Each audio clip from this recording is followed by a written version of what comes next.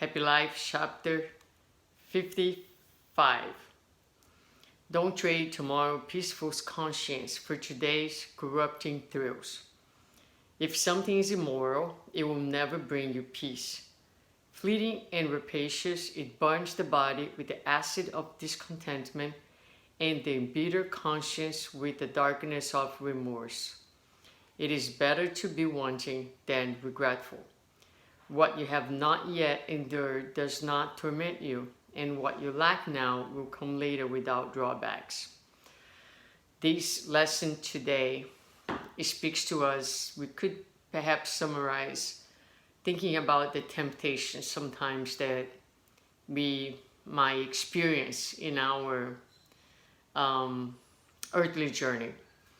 A lot of times we place temptations outside of ourselves.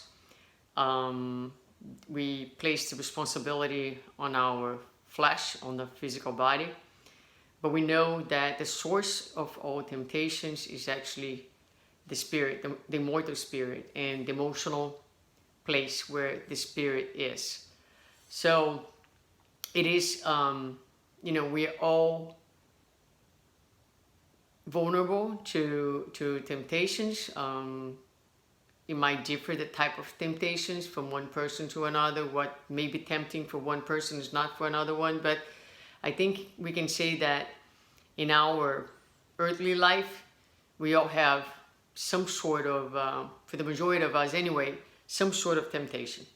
And a lot of times we are really consumed by the desire of doing something or indulging in some behavior that we know that might give us pleasure, might give us a high, might make us feel like really good in a moment, and then brings incredible amount of turmoil into our lives.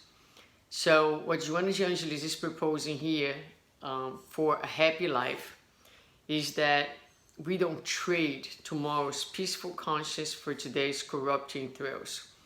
So it's definitely not worth it.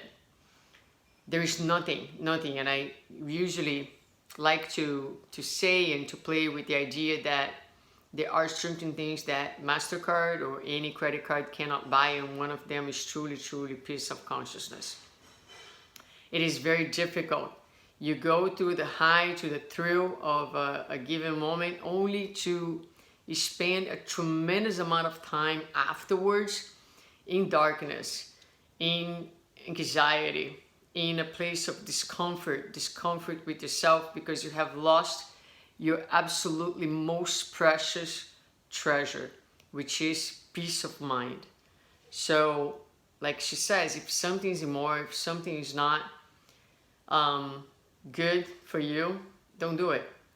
And you need to think, when you're choosing to do something, is this correct? Is this ethical? Is this going to bring me peace? Am I being respectful with myself, with my neighbor, with other people who might be affected by my behavior?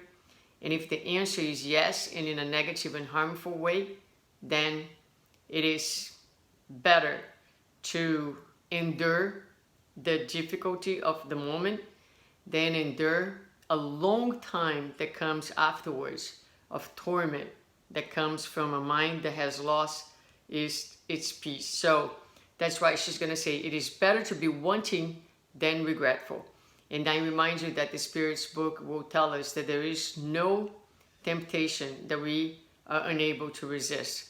What happens to the majority of us is that our will remains very weak, but we all have the capacity to say no and to make choices that are more in line with self-love, because it will bring us good things. And good things is peace of mind, it's harmony, and it is also a happy life or a happier life.